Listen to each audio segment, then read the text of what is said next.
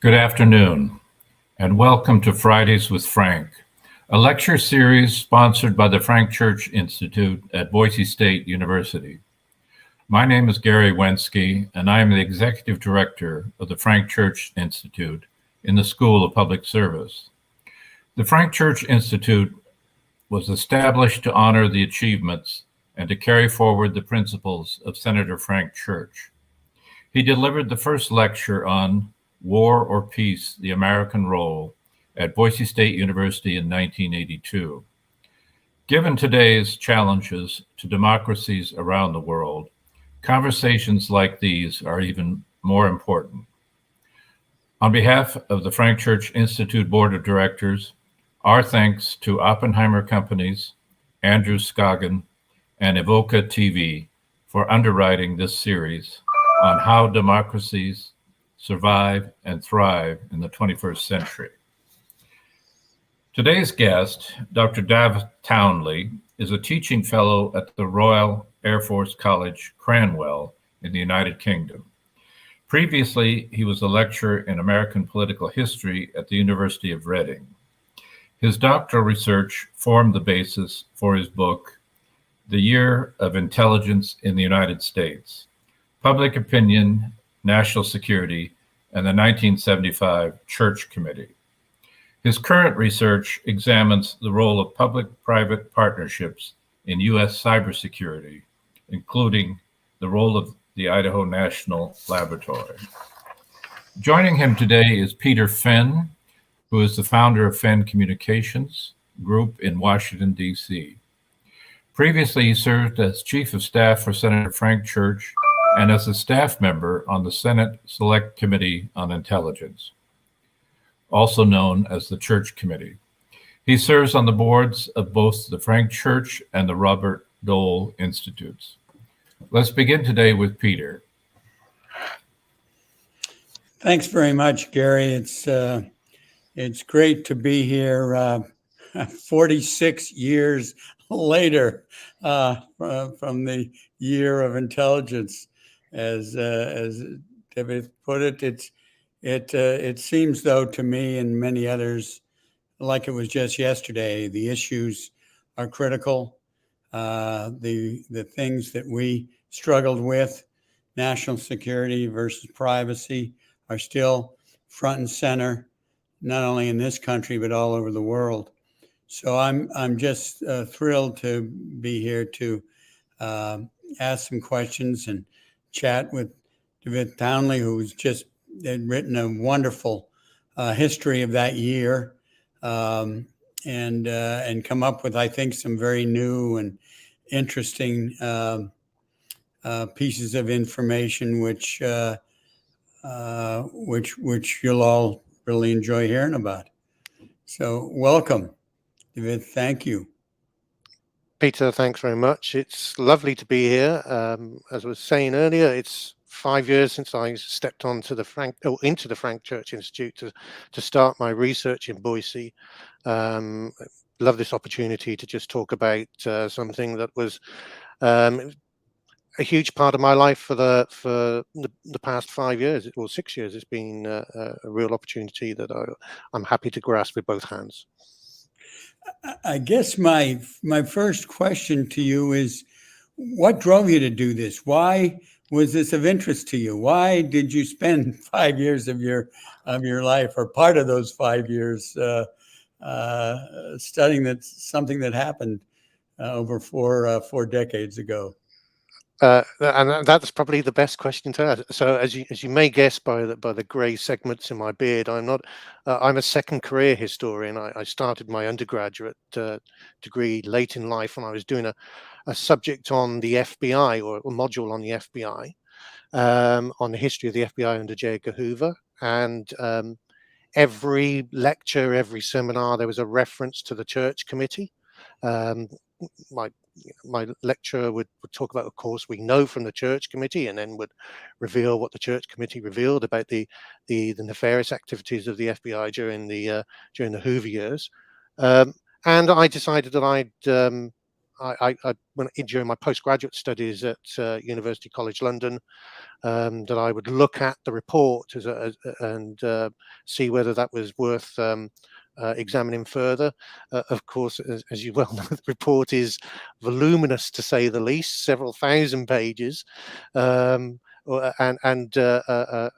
I decided that it would probably be best for a PhD, and I just liked the issues that it brought up, as you said, about privacy against national security. And at that time, the Snowden revelations had just come out, and there were calls for a new church committee.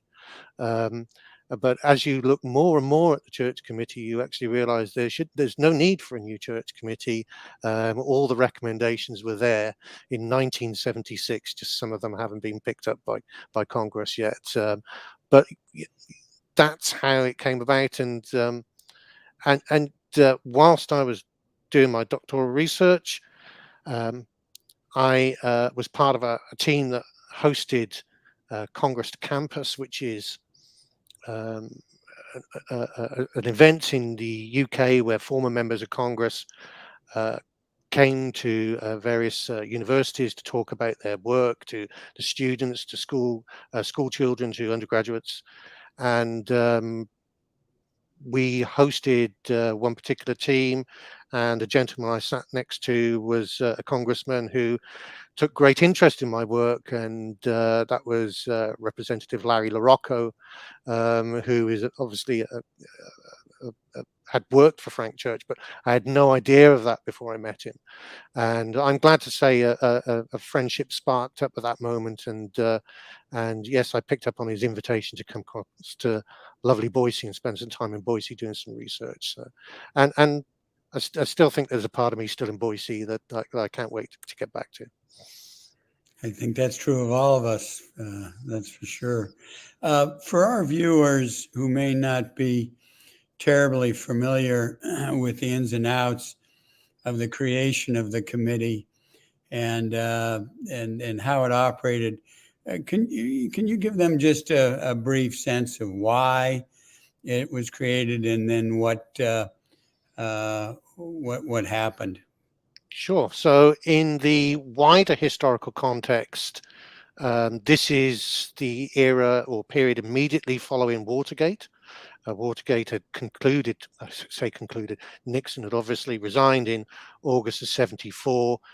Ford had pardoned him in September of 74. And in December of 74, Seymour Hersh writes a revelatory piece that becomes the front page of the New York Times just before Christmas of 1974, that reveals that the Central Intelligence Agency had been spying on spying on American citizens as part of domestic operations, in particular those anti-Vietnam War protesters. It did mention that there had been other administrations that had used the Central Intelligence Agency in that way, and had hinted at other things. But the big focus was on Nixon, and that's why it caught the front page. The Ford administration reacted by creating something called the Rockefeller Commission under Nelson Rockefeller, which was a presidential commission which was created to investigate simply the accusations within the article. It did more than that, but that's what it was initially created for. And there are accusations within the press and within Congress that this was an attempt to whitewash correctly. They were correct attempts in many cases. To its merit, though, there were members within the Rockefeller Commission that did explore outside its remit, and realized how deep the actual accusations went. Congress wouldn't stand and let Ford sweep this under the carpet, so to speak, and so the Senate created this committee in end of January of 75, quickly followed by a House committee led by Lucy Nedzi in February of 75, and their remits were slightly different to the Rockefeller Commission. the Church Committee was given an opportunity to investigate the intelligence community at large, to go beyond those accusations. And to avoid any duplication, the House and Senate committees investigated different things. So the House focused more on was America getting value for its money? Were Americans getting value for their money in terms of intelligence collection and analysis? And focused certainly on some of the intelligence failures of the previous 25 years. It's important because this was the first review of the intelligence community by Congress, first wholesale review, certainly. Right. So, yeah. One of the things that interested me early on as a staff member, to your point, was we were put into a secret closed room to read the minutes of meetings between the Senate Armed Services Committee and the director of the CIA and the NSA, where we joked that NSA stood for no such agency. And there's somewhat, they were talking about budgets, but budgets were all secret at that time. But this committee, chaired by Senator Stennis of Mississippi, was supposed to have some oversight responsibility of the intelligence agencies. And what we kept seeing in these minutes was, oh, no. Don't tell us about that. We don't want to know the details. We don't want to know. And it was like, oh, my God, you're giving these folks carte blanche. You're telling them that you're not going to exert any oversight over them. And furthermore, that stuff that was pretty shaky when it came to coups, or later we found out you deal with a lot in your book, assassination plots against foreign leaders, that was just not to be examined. So, it was a shock, I think, to some people, certainly to us young folks with not white hair, but a lot of nice dark hair flowing all over, pretty cocky group we were. But we suddenly were pretty excited about our work. And I think you pointed that out. I mean, you describe that sort of merry band of brothers and sisters, as some of us called ourselves, and how it came to be.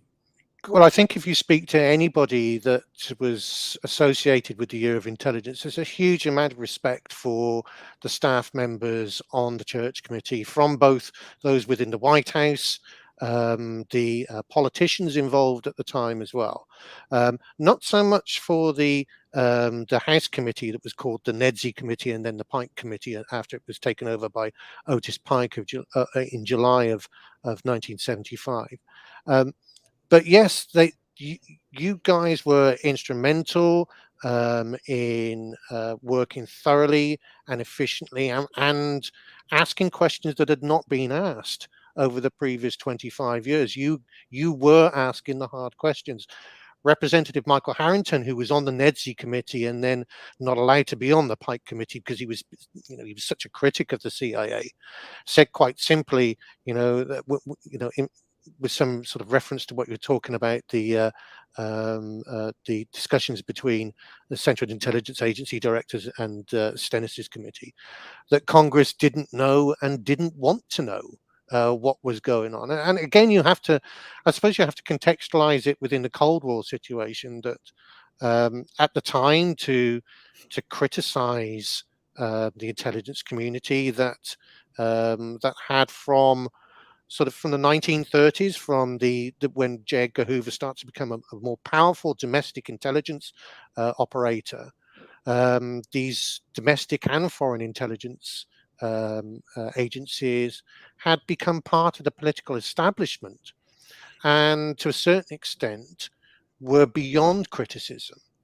And in many ways, criticism of them was to criticize the nation itself. And so, as we see with, with some interpretations of the protests against American involvement in Vietnam in the 1960s, to criticize the government was seen as being unpatriotic. And exactly the same was thought of when it came to the intelligence community. And if you're talking about, the height of the Cold War in the 1960s, for example, not long after the Cuban Missile Crisis or during Vietnam, to do so would essentially be putting your seat, where your re-election at risk to a certain extent. And that's why the likes of Stennis, also operated under this rather old-fashioned belief that that honourable men conducted and ran the intelligence community and worked in an honourable way. I can't remember the exact person who said it, but one of the reasons why the CIA wasn't created until 1947 was because prior to the Second World War, there was a belief that gentlemen didn't read other gentlemen's letters. Right. Obviously, Second World War and the Cold War brought along a different approach, that you needed to know what was in those letters. It certainly did. And one of the areas that you deal with in the book and that I was intimately involved in was the National Security Agency's reading of people's mail, specifically telegrams, and the agreement that was put together. It was called Project Shamrock. I guess they thought it was some kind of lucky Irish deal or something, that they would get from Western Union and International Telegraph and all the companies every single international telegram. Now, that would come on these ticker tapes because it was little punches in it initially. And that those bags of ticker tapes were collected usually because it went through New York and sent down to the National Security Agency to run through their very early computers that they had to check out the names, to look at who was being surveilled. And of course, Frank Church found a letter from him in that, or to him in that collection. And one of the things that came out just recently, I will say this in terms of the investigation, was they put together this watch list, which, as you point out, and as Seymour Hersh pointed out, had a lot of anti-war demonstrators, civil rights demonstrators, people that were just exercising their free speech rights, basically. And they were put on this watch list. And what just came out several years ago was that Frank Church and Howard Baker were put on that watch list. Now, when we were shown that list, there was no Frank Church and no Howard Baker on that list. They gave us the names. They left those out because they knew, to your point about public opinion, if it had been known in 1975 that the chairman of the committee, one of the leading Republicans on the committee, that their names were and their communications were being selected for surveillance, all hell would have broken loose. I mean, all hell would have broken loose. And my guess on this was that Nixon was probably so mad at Howard Baker during Watergate, he put him on the list. Church was probably put on the list, not saying I know for sure. I wouldn't put it by Lyndon Johnson because he was objecting to Lyndon Johnson's policies on Vietnam. We may never know the answer to that question, but the National Security Archives at George Washington released that. So this stuff went a lot deeper than we even initially thought. Yep. And maybe you can talk a little bit about that, how, we were able to do this in less than a year and a half. But once you got into assassination plots and the technology of intercepting communications, I mean, we're really talking about a serious need to investigate and look at all these agencies. Absolutely. Institutions. Yeah. So, I mean, if we go back to the Rockefeller Commission, so the Rockefeller Commission, its biggest criticism was not that it decided that the CIA hadn't done these things. It decided essentially that the CIA had done these things as you know, accidentally to a certain extent. It wasn't a run-of-the-mill process for it. It was an aberration in its operations, and then suggested that what was needed to change this was to reform oversight within the White House. But that was essentially, that was the problem, was the White House was overseeing its own agency. There was no congressional. In fact, congressional oversight of the intelligence community is not mentioned at all by the Rockefeller Commission. Now, as you say, the accusations within the Hirsch article and a couple of follow-up articles that he did are found to be true, and there's enough of an outcry about that. But actually, Gerald Ford reveals at a dinner in February of 1975 that the Commission has found details in what is known as the family jewels, this quite long report put together in 1973 of basically all the illegal activity, or should we say dubious constitutionally activity that the CIA has been doing over the previous 26 years. And one of those was involvement in assassination plots. And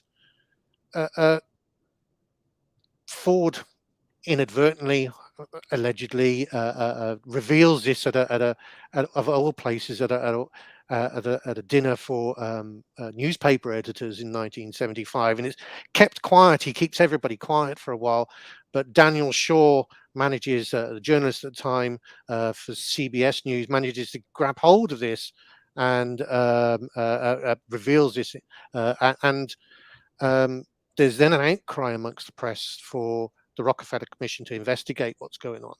But Ford tells them to not do this, and he opts then to leave the section on the assassination out of that. And it really is testament to to the committee that it manages to get, the Church Committee, that it manages to get anything done other than the assassination plots, because that takes up about 6 months of your time.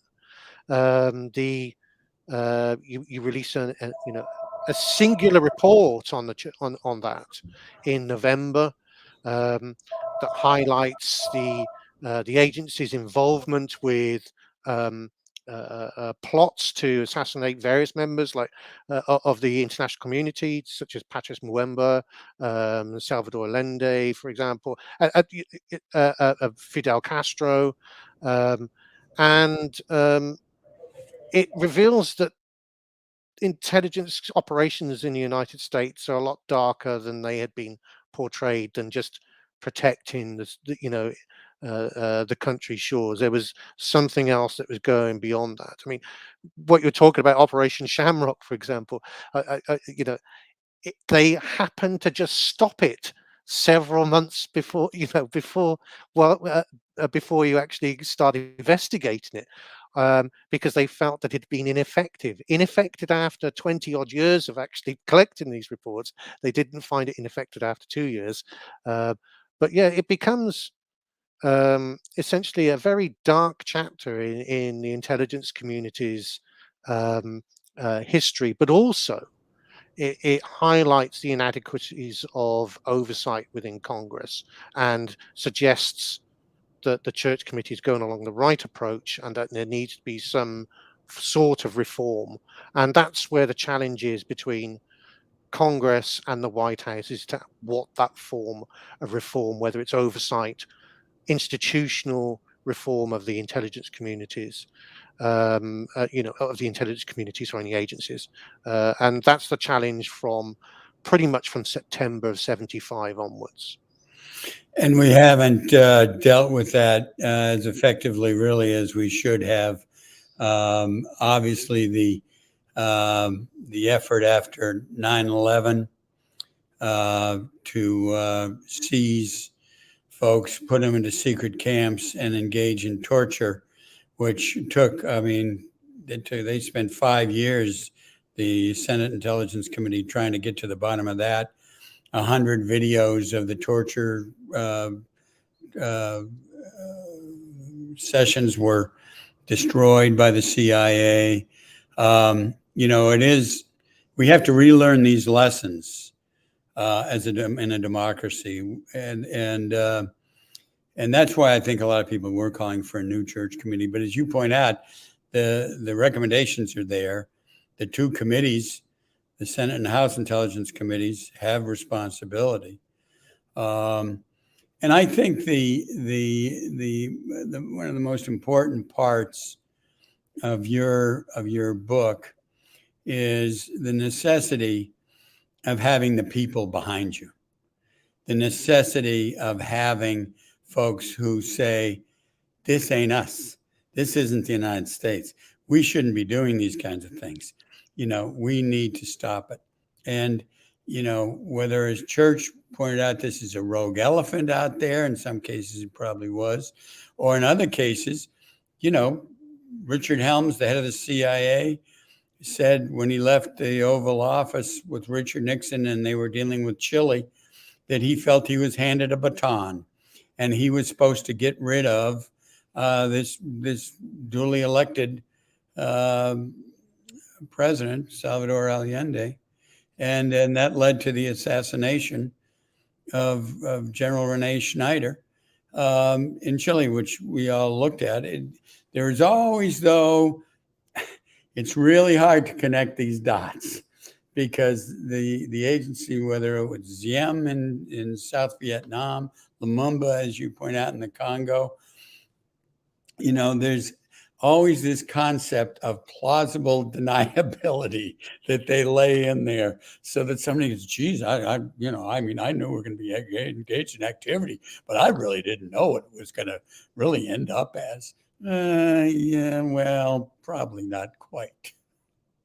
Yeah, I think you're absolutely right.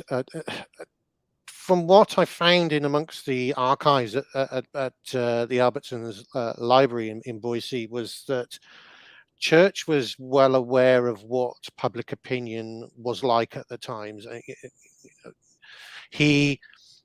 The letters that he received, now these are only letters to his Senate office, because the vast majority of the documentation surrounding the Church Committee is still under lock and key and will be until 2026. And then I suspect there will be a host of intelligence scholars knocking on the doors of NARA to see their contents.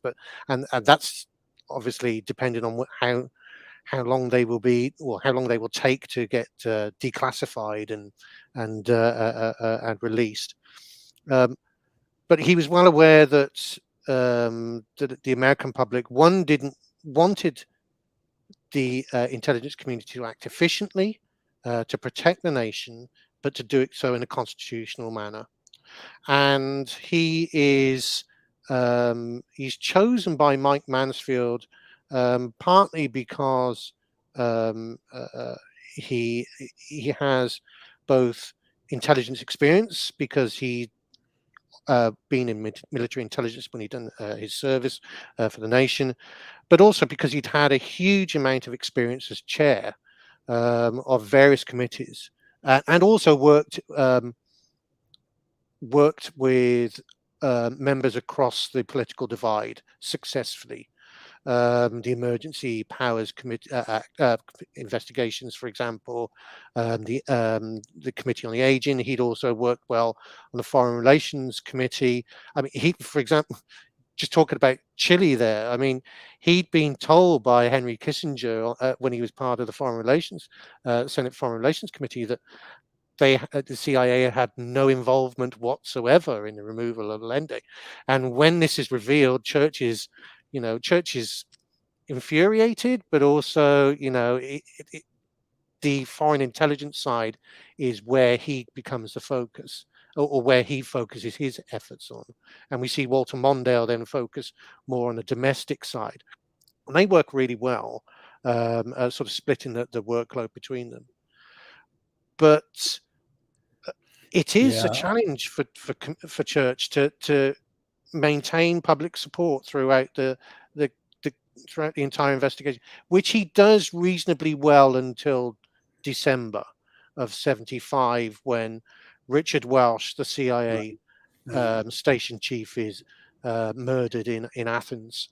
I was just going to ask you about that because one of the things we had prided ourselves on throughout the entire year of 75 was no leaks, nothing out of that committee where people could point to us as harming the nation's security, sources and methods, as we used to call it. And you know, we had a public relations guy on the staff who was like the Maytag repairman. He had nothing to do because we weren't putting out press releases. We weren't leaking anything. But that event, which you described so well in the book, and I'd like you to tell our viewers a little bit, that was instrumental in the strategy of the Ford administration and folks in the CIA and FBI to go after the investigation. So why don't you give folks a little context about that? Sure. So so there was I don't want to say anti-CIA, but there was a certainly anti-establishment magazine called Counter Spy that had released prior to or during the investigation a list essentially of all the station chiefs for the Central Intelligence Agency, and they had previous members of the CIA, people like Philip Agee, for example, who had written for them, and it was well known in Athens that Welsh was the head of the CIA there. He allegedly didn't have a particularly good relationship with the locals, and actually anti-American feeling in general wasn't great at that time amongst Greek nationalists. And as the as New York Times commented after Welsh's death, that this had nothing to do with the Senate investigation or even, indeed the House investigation at the time. It's merely a byproduct of increasing anti-American sentiment in Greece, and also Welsh himself. But the Ford administration, who had by that time changed tact to a certain extent from September onwards, up until September, they'd been very reactive to the situation. They'd always seemed to be a step behind the revelations, even though they knew everything that was going to come out. They were always reacting to the situation. And from September onwards, they created something called the Intelligence Coordinating Group, which worked out pretty much, or met daily, to deal with your committee and the House committee at the same time, and how to slow down the investigation, how to make sure the damage to not only the administration but the agencies was minimized. And Welsh's death was really a great opportunity for Ford to bend public opinion. So Welsh's body is flown back to Washington, D.C., and it is that the landing is timed. In fact, they have the plane circle waiting to land, so that it lands pretty much with live television pictures. And it is met with with huge amount of posterity, great reverence.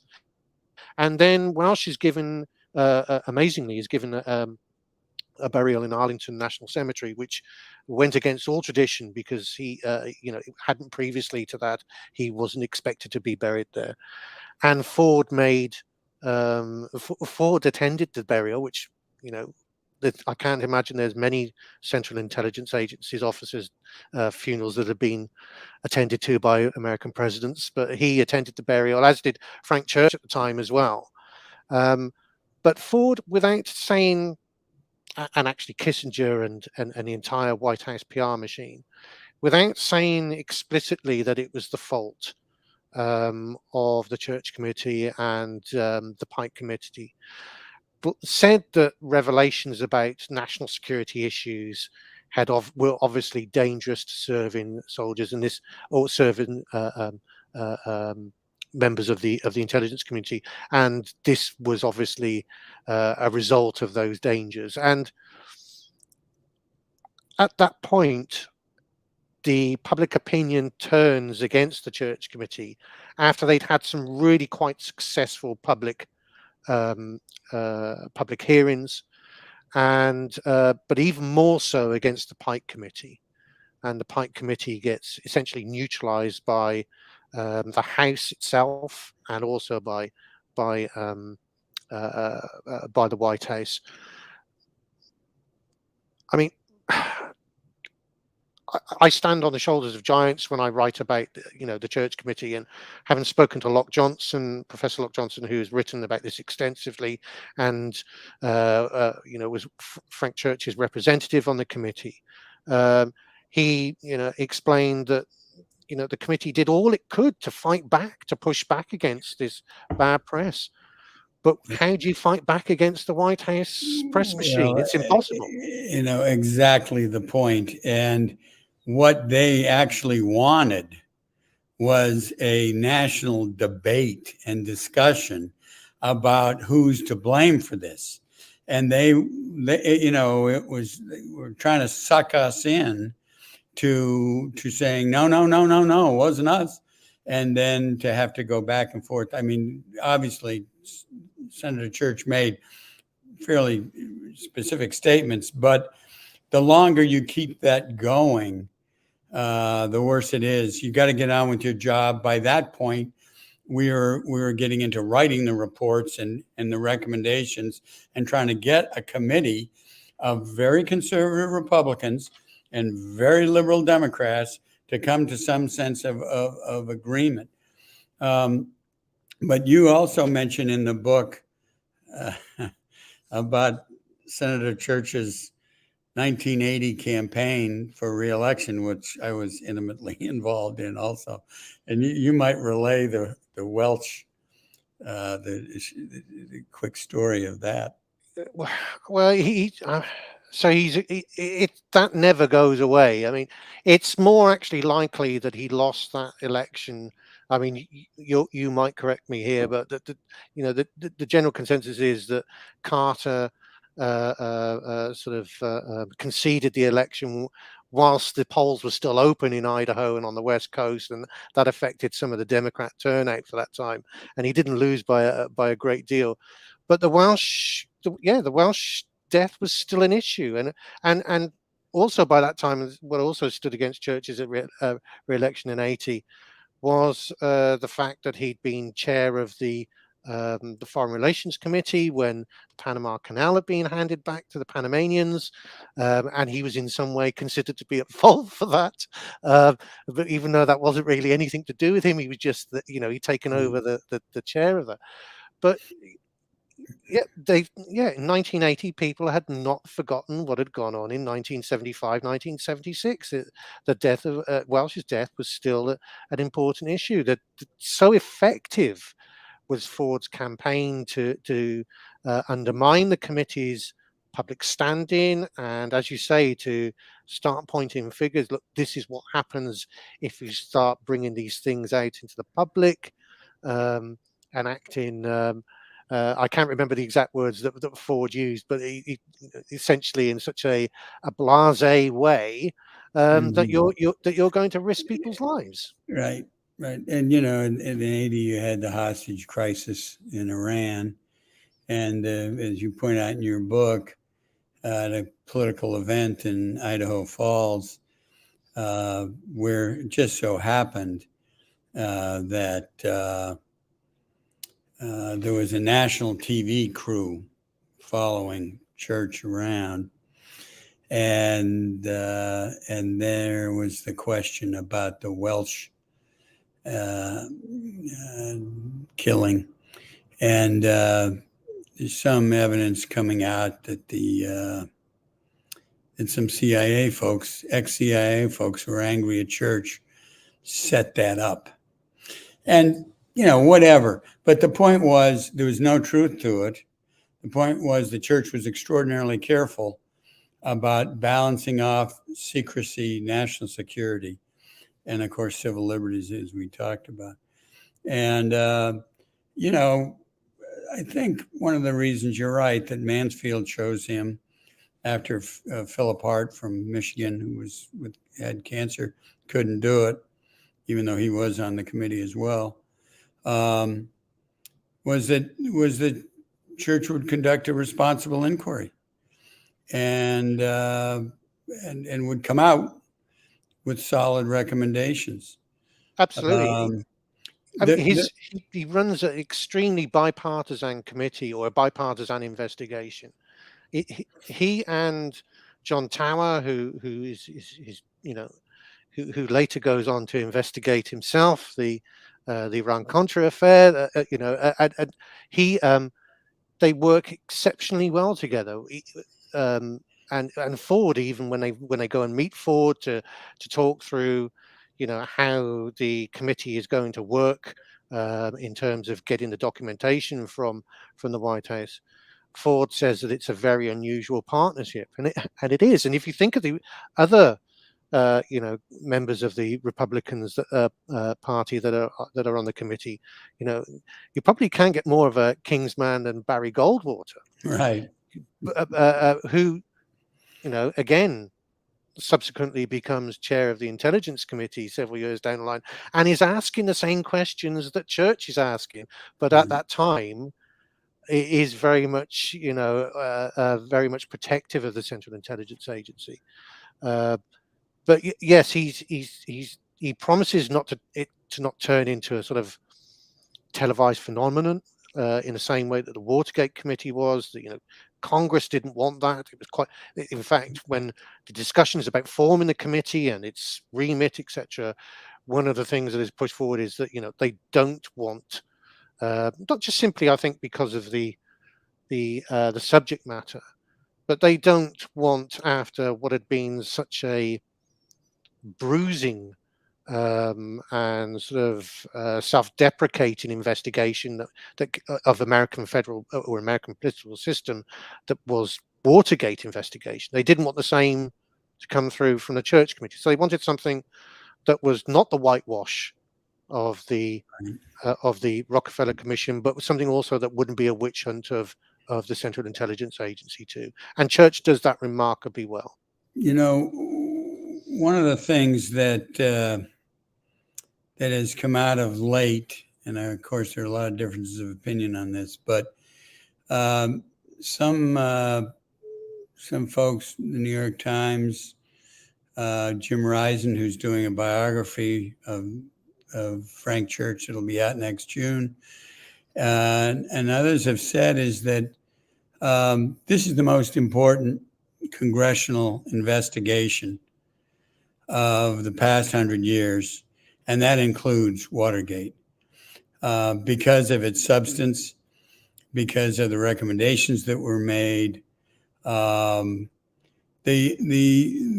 question to you is, after looking at this so closely, do you think that this is overstating the case a bit, or those of us who spent a good deal of time there 7 days a week, 16 hours a day, I might have a little prejudice on that point, but I don't think it's overstating the case, but I'd have to say that after having spent 6 years investigating it. But no, I don't think so. I mean, it was called the Son of Watergate by some of the press, which is actually inaccurate, because it was bigger than Watergate in terms of the number of staff members that it had. I mean, huge amount of lawyers, because it was. Or should I say, a huge amount of staff that were legally trained, because of the minefield, the constitutional minefield that was involved in what could be revealed, what couldn't be revealed, and also actually understanding some of the jargon that was used within some of the reports as well. I think if you're looking at it in 1977 or 78, shall we say, then it's probably not the most important, because Watergate has left a more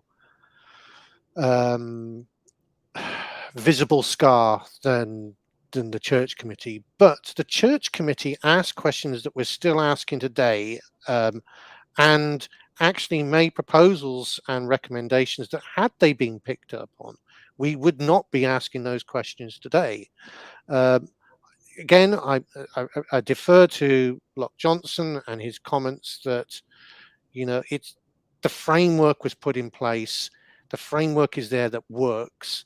It's Congress that needs to make it work. And we've seen, certainly during the previous administration, shall we say, when politics overcomes constitutional responsibilities, especially when it comes to the intelligence community, with its investigation of foreign involvement in the 2016 election, that you have a House committee and a Senate committee, who, by the way, only exists because of the church committee and its investigation, who are neglecting their duties to perform in the way that they should because of partisan politics.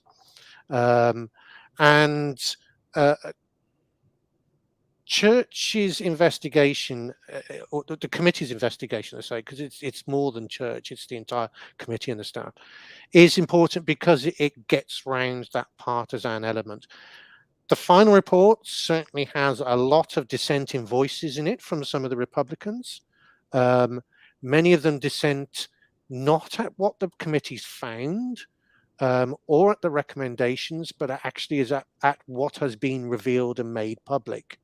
So there's a great deal of consensus amongst the Republicans about that there needed to be some sort of congressional reform, and actually the creation of the Senate committee in 1976 is an example of where that is overcome within Congress, because they realized that the system of oversight, which has been spread amongst 5 or 6 different Senate committees, was not working. Right. And I do think it is. Mm-hmm. I suppose 9/11 committee might be important, but then the 9/11 committee also pointed figures at investigations into the intelligence community in the 1970s and about how it had been weakened, which was never the intention of any of the investigations. I think it's really interesting to look at this now with some perspective, as you've done. And one of the things that I think is a little scary for some of us is, could you have an investigation of this kind today, given the heavy politicized nature of our politics? I mean, these were real political animals back then, too. As you say, Barry Goldwater, John Tower, Richard Schweiker, Howard Baker, Frank Church, Walter Mondale, Phil Hart, Gary Hart. You had strong liberals, strong conservatives on that committee. A lot of us staff folks for those members, we're 135 people. We're crowded, as you said, into G308, this little hearing room on the first floor of the Dirksen building. We have these little tacky green, sort of 5-foot-high little cubicles that we're in. Everybody could hear everybody else's conversation. Everybody could see what everybody else was doing. And that led to ironically, initially a little bit of paranoia, and by the end, we were all pretty straight up and pretty honest with one another and working towards a common goal.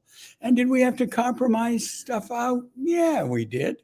But Frank Church, as you pointed out, was very, very good at that. And John Tower, sure, he disagreed on some things, but he praised, as you point out in the book, Frank Church leadership of the committee. And Church gave to other people real responsibility, gave it to staff, gave it to other senators. So nobody felt this was a dictatorship from that. And that makes a difference when you're conducting such an important thing. And I think that it even way back, it teaches us some lessons about how to do this. Did we do it all right? Of course not. Did we make mistakes? Of course we did. But this is the kind of investigation that should be done in our country and in any other democracy, for that matter. Absolutely. I think you're absolutely right. And one of the failures of the Pike Committee is the fact that actually its staff are fighting against each other.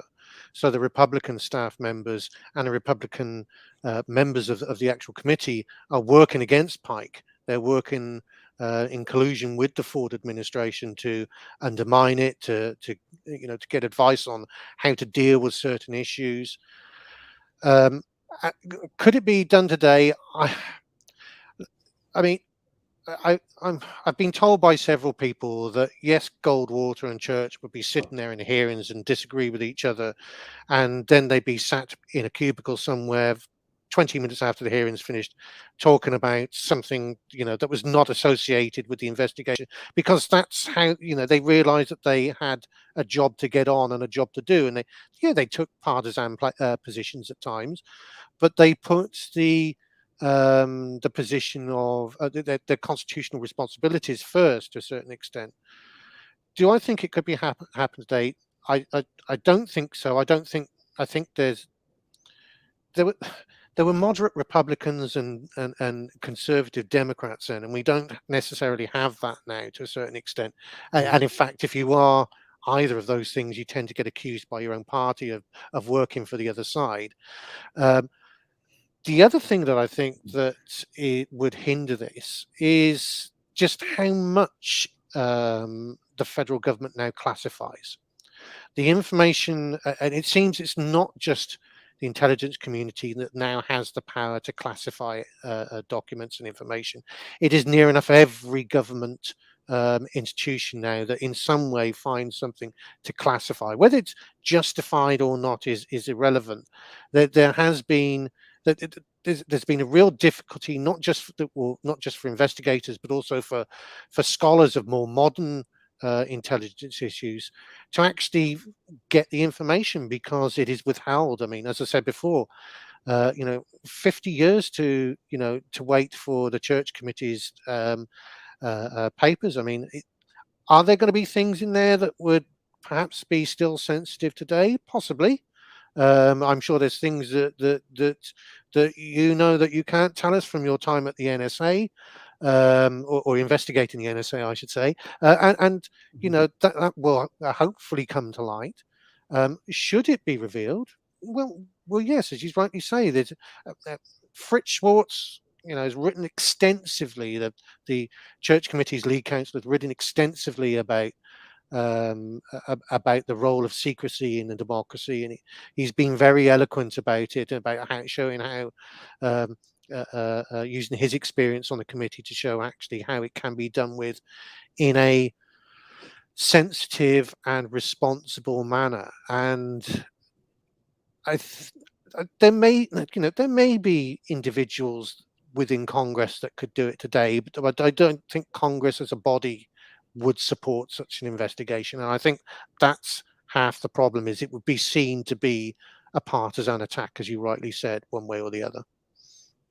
And part of it is that the culture of the Senate has changed since then. As you point out, you had moderate and liberal Republicans, you had conservative and very, very conservative Democrats back then, so that things were a little bit different. But the one thing as a staff member then that we were always instructed was, when we had legislation we were looking at proposing, who's the Republican co-sponsor? Who are the Republicans that can come on board? And there are precious few people who have that mindset kind of up there now. And I think one of the best examples was a guy like Ted Kennedy, who had the strongest liberal viewpoints of most members, But when it came down to co-sponsoring certain things, he and Orrin Hatch, one of the most conservative senators from Utah, would get together and do it. And Frank Church also once said, and Mike Wetherall, who you quote in the book, who was a great leader in that office, Church said to him, look, do I want the whole loaf? Sure. But I'll take 60% of a loaf if I have to. And then I'll go back for the next 10%, the next 20%, the next 30%. We'll make progress. And the whole point of legislating is just that. And these members, as you point out, they would kick us, the staff, out. They'd shut the doors and they'd discuss something and they'd work it out. And they might disagree with each other. They might be angry.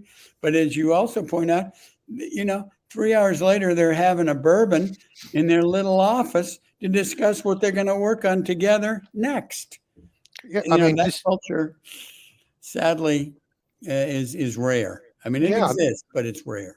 I mean, it's difficult to also. I didn't really mention it a great deal in the book, but at that time, Church is a significant member on the Foreign Relations Committee, and also with he's trying to work with Ford to sort of alleviate the problem not alleviate the problem, but to make things in Vietnam. As everything is falling down in Vietnam, to try and help the situation. Congress is obviously not willing to help. Church is, talking to Ford about how much can he help him, and he'll see what he can do. And then the next moment they're, not necessarily loggerheads, but they're on opposite ends of the spectrum talking about the intelligence community. And that's how people got on. I mean, Ford was, he was a beltway guy through and through. He had 26 years in Congress. He knew how the system worked. Church knew how the system worked, and they got on and made it work. And those people on that committee they're either heavyweights at the time, or they become quite significant heavyweights. There's several presidential aspirants amongst them.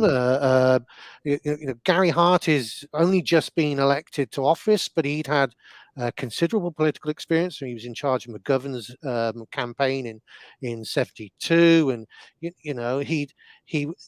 the youngest person on that committee. But you're right.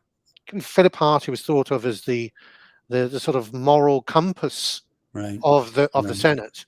And when he stands up and says, when he is informed of what the FBI had been doing in terms of investigating anti-war protesters and its counterintelligence program, and says that there needs to be something done, so it can never happen again, the Senate listens.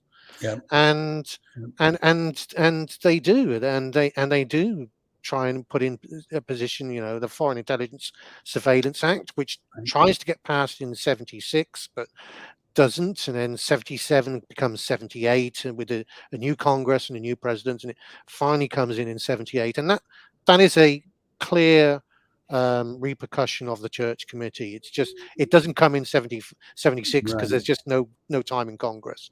But a lot of us worked really hard on that. That was very, very tricky stuff. But, it needs to be reformed now. But boy, oh, was it important. I really appreciate this all so much, and I urge everybody to read your book. It's really terrific.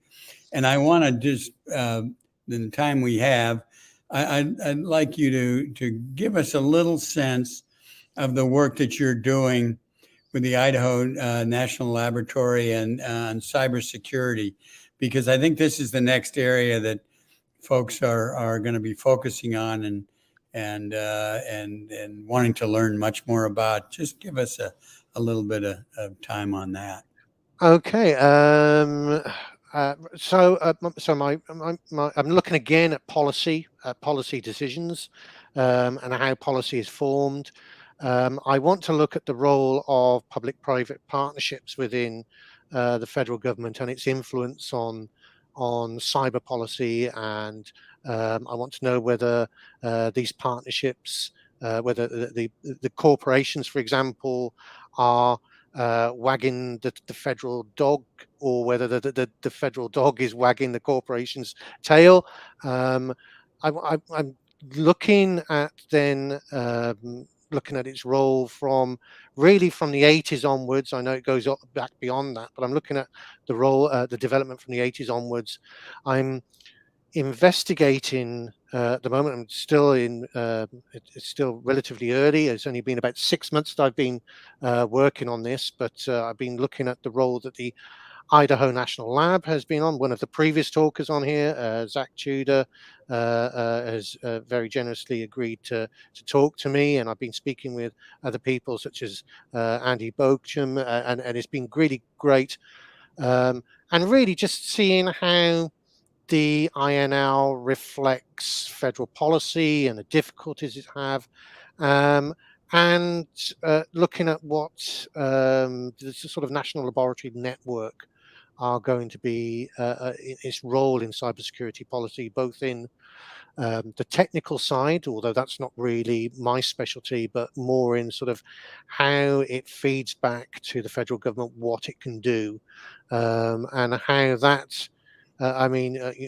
I still go with that line that you said in your interview to me, that, in 1975, you were concerned about payphones, and how hasn't life changed, when the cell phone that I've got has more computer power than Apollo 11. So it's how times have changed. But I think that there are similarities between the influence of public opinion. I think, especially with colonial pipeline issue that happened earlier this year and late last year, that suddenly people in the street are starting to be affected by cybersecurity issues, and public opinion is starting to turn towards about,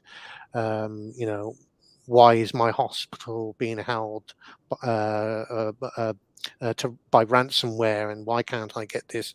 Why is my information being stolen? Who is it being leaked to? And what is the federal government going to do about all this? So that ties in. That's where I'm going with all that sort of information. And it's still early days, but it gives me another great reason to come across to Idaho and spend some time over there again. I think we're going to all make you an honorary citizen of Idaho pretty soon here. But you'll always be welcome back there. And I know Gary Wensky and everybody else in the Frank Church Institute appreciates all that you're doing and all that you have done.